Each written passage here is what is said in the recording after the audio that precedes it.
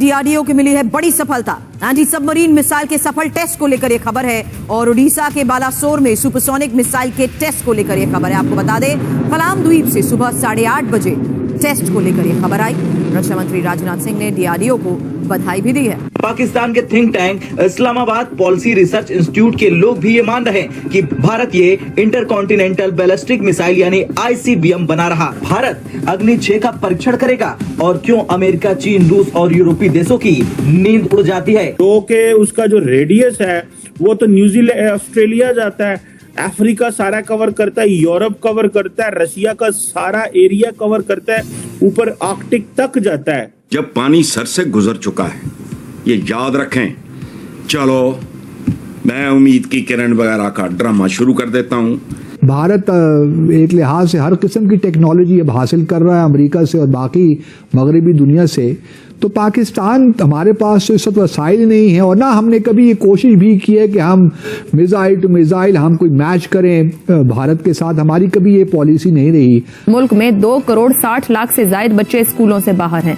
अक़वाम मुत्तहिदा के children emergency fund के मुताबिक आबादी के लिहाज से दुनिया का 5वां बड़ा मुल्क स्कूल ना जाने वाले बच्चों की आलमी फहरिस्त में सबसे ऊपर है। उबर ने पाकिस्तान में अपनी ऐप जो है वो क्विट कर दी है और वो दूसरी जो सब्सिडियरी ब्रांड्स हैं उनके जरिए ऑपरेट करेंगे। हम क्यों बार बार ये कहते हैं कि जी हमने न्यूक्लियर वेपन्स इस्तेमाल करने के लिए तो नहीं रखे हुए, इनका तो हम नहीं चाहेंगे कि हम कभी जंग भी करें भारत के साथ। हम क्यों इस किस्म की स्टेटमेंट देते हैं जो कि लगता है कि हम थोड़े से डिफेंसिव पे हैं विज़ावी भारत। मैं मुसलसल आज नहीं कुछ सालों से कह रहा हूं कि पड़ोसियों के साथ ट्रेड शुरू किया, लेकिन भारत के साथ ट्रेड करना आपकी इन्फ्लेशन और गुर्बत का सीक्रेट उनके पास है, लेकिन आप दर हकीकत आपके पॉलिसी मेकर्स जो हैं वो ये कि किसान बेचारा कर्जों के नीचे दब चुका है, उसको पैसे चाहिए फौरी तौर पर। मेरे ख्याल में कि उसके पास कोई और रास्ता नहीं है। हम एक तरफ सऊदी अरब पहुंचे हुए हैं, वहां से कह रहे हैं कि हमें यहाँ पे इन्वेस्टमेंट लेके आए, लेकिन तार साहब जो लोग यहाँ पे काम कर रहे थे वो भी बंद कर रहे हैं। उबर ने पाकिस्तान में अपनी ऐप जो है वो क्विट कर दिया है। कि पाकिस्तान के फाइनेंशियल हालात कितने खराब। हम लाते हैं टॉक शोज और अनलिमिटेड एंटरटेनमेंट सिर्फ यूट्यूब पर। अगर आपने अभी तक हमारा चैनल सब्सक्राइब नहीं किया तो अभी सब्सक्राइब करें और बेल आइकॉन को क्लिक करके हमारी लेटेस्ट वीडियोस के बारे में अपडेट जानें। नाउ +1 +2 +3। भारत हर दिन डिफेंस सेक्टर में धमाके कर रहा और भारत दुनिया भर के शक्तिशाली देशों से मिसाइल नहीं बल्कि मिसाइलों की टेक्नोलॉजी यानी तकनीक को खरीद रहा, ताकि भारत बिना वक्त गवाए उन तकनीक की मदद से मिसाइलों को बनाकर दुनिया को ये बता सके कि ये नया भारत है जो मिसाइलों को बनाने में पूरी तरह से सक्षम है।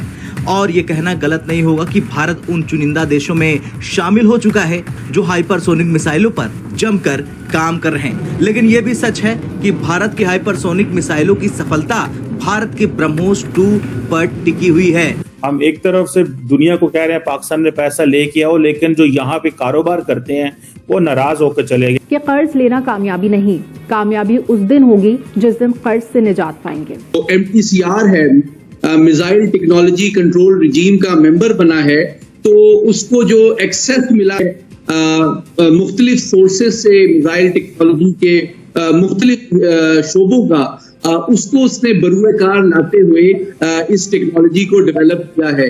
और ये वो एस्पेक्ट है जिसके बारे में पाकिस्तान आलमी बरादरी को बारहा वार्न करता रहा है कि MTCR की जो एक्सेप्शनल मेंबरशिप दी जाती है भारत को, इसका इस खित्ते के तस्वीराती तवाज़ुन पे मनफी असरात मुरतब हो सकते हैं। लेकिन जो तस्वीराती पहलू मुख्तसरन में ये बताना चाहूंगा वो इम्पोर्टेंट इसलिए है कि अब इस टेस्ट के बाद ये बात साबित हो गई है कि 20 साल से जो भारत का तस्वीराती बयानिया था, जो उसकी ओवर्ट न्यूक्लियर डॉक्ट्रिन थी, वो it has been overtaken by time. और अब पाकिस्तान को वादों को जो अशोर्ड सेकंड स्ट्राइक और नो फर्स्ट यूज की कमिटमेंट पर मबनी था, अब उनको वो बिल्कुल भी सीरियसली नहीं ले सकते। नहीं, लेकिन अली, अगर मैं थोड़ा सा आपसे फर्क करना विद ड्यू रेस्पेक्ट, देखिए भारत ने उसका नो फर्स्ट यूज पॉलिसी तो अपनी जगह डॉक्ट्रिन तो मौजूद है, इस टेस्ट करने से क्या फर्क पड़ेगा? वो तो यही कहेगा कि जी मेरा तो अपना ख्याल ये है कि ये टेस्ट जो है उन्होंने शायद इसलिए भी किया है कि जो उनका कोल्ड स्टार्ट डॉक्ट्रिन है या प्रिवेंटिव या प्रीएम्प्टिव जो भी उनके डॉक्ट्रिन्स चल रहे हैं, उनको वो थोड़ा सा गैप चाहिए पाकिस्तान के खिलाफ, ख़ास तौर पे अगर एक्शन लेना चाहते हैं कि स्विफ्ट एक्शन लिया और एक लिहाज से पाकिस्तान को ये ख़तरा मौजूद रहे कि अगर वो एस्केलेट करता है तो पाकिस्तान को क्या क्या डिसएडवांटेजेस हो सकते हैं न्यूक्लियर वॉर कॉन्फ्लिक्ट सिनेरियो में।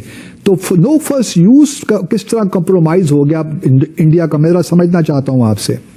बहुत अहम सवाल किया आपने। देखिए दो पहलू हैं तस्वीराती जो अहमियत है इस टेस्ट की।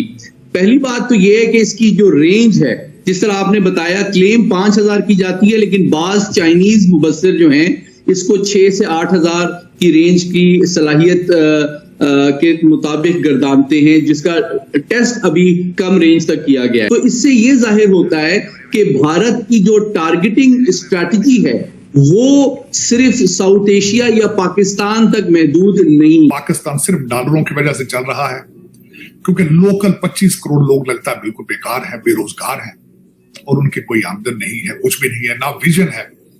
आपने जिस तरह अभी खुद फरमाया है कि पाकिस्तान के फाइनेंशियल हालात कितने खराब हैं। पिछली दफा मेरा ख्याल है हमने वो हबीब साहब की बात नहीं डिस्कस की जो उन्होंने कराची में कही थी, जो मैं मुसलसल आज नहीं कुछ सालों से कह रहा हूं कि पड़ोसियों के साथ ट्रेड शुरू किया। भारत के साथ आप स्मगलिंग तो आप नहीं कर रहे हैं, स्मगलिंग तो सिर्फ आप अफगानिस्तान और ईरान के साथ करते हैं। वहां भी अगर स्मगलिंग रोक के ट्रेड करें तो शायद आपकी गवर्नमेंट सर्वाइव कर पाए, लेकिन भारत के साथ ट्रेड करना आपकी इन्फ्लेशन और गुर्बत का सीक्रेट उनके पास है। लेकिन आप दर हकीकत आपके पॉलिसी मेकर्स जो है वो उन्होंने जिस तरह अकॉर्डिंग टू इवन फिर अगेन फवाद चौधरी साहब ने आज से कुछ दिन पहले ट्वीट किया था, $11 बिलियन की प्रॉपर्टीज है आपके दुबई पाकिस्तान, $11 बिलियन, वो सारा 2 नंबरी से गया है 11 बिलियन।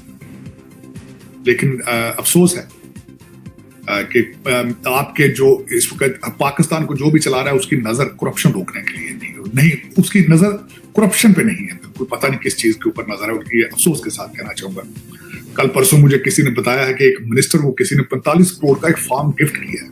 अब देखें, जिसने 45 करोड़ का फार्म दिया है वो 90 करोड़ बनाएगा तो तभी देगा ना 50-45 करोड़। लेकिन ये कि पता नहीं एजेंसियां किन चीजों में किन किन के फोन टेप कर रही हैं और इन लोगों के ये खुले फिर रहे हैं। करप्शन अभी भी सर चढ़ के बोल रही है चीमा साहब। बल्कि आपके 6 जजों के हवाले से जो लेटर था उसके ऊपर भी आज सुप्रीम कोर्ट ने आज उसका था और उसमें भी अजीब सी बातें हुई हैं।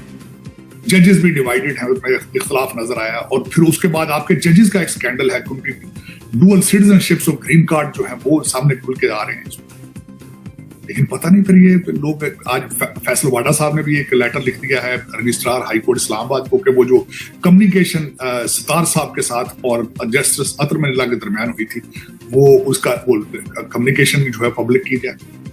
लेकिन क्या ख्याल है आपकी एजेंसियां क्या हर एक की फाइल, मैं गारंटी कर देता हूं हर पाकिस्तानी इंसान जो पाकिस्तान में रह रहा है उसकी फाइल मौजूद है, उसके फोन कॉल सुने जा रहे हैं। लेकिन ये सिर्फ पर्सनल इंटरेस्ट पे आके वो फाइलें क्यों खोली जाती हैं, ये मेरी समझ से ये बिल्कुल बाहर है कि ये क्या है। बल्कि चीन के अलावा ऑस्ट्रेलिया, यूरोप के बाद ममालिक भी इसके यानी कि इसकी जद में आ सकते हैं। इससे ये बात साबित होती है कि उसका टारगेट सिर्फ पाकिस्तान और चीन नहीं है। ये एक पहलू है। दूसरा पहलू जो टेक्नोलॉजिकल है, नहीं आप ये कहना चाहते हैं कि अब भारत में जो अपना डिटरेंस है या न्यूक्लियर प्रोग्राम है वो चाइना और पाकिस्तान से बियॉन्ड भी है?